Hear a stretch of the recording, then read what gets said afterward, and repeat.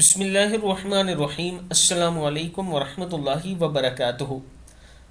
عابد رجا official channel کی طرف سے آج میں اپنے دوستوں کو اسم اعظم اور دعا اس کے بارے میں بتاؤں گا۔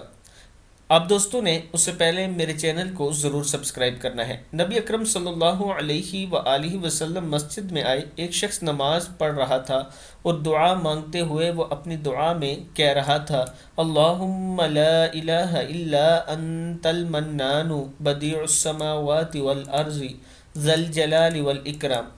نبی اکرم صلی اللہ علیہ وآلہ وسلم نے فرمایا، کیا تم جانتے ہو اس نے کس چیز سے دعا کی ہے؟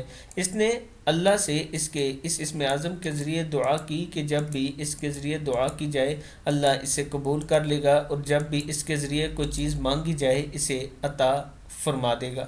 ترمذی کی حدیث ہے۔ میں اپنے دوستوں سے گزارش کروں گا کہ یہ دعا یاد کر لیں اور صبح و شام ضرور پڑھا کریں۔ السلام علیکم ورحمۃ اللہ وبرکاتہ۔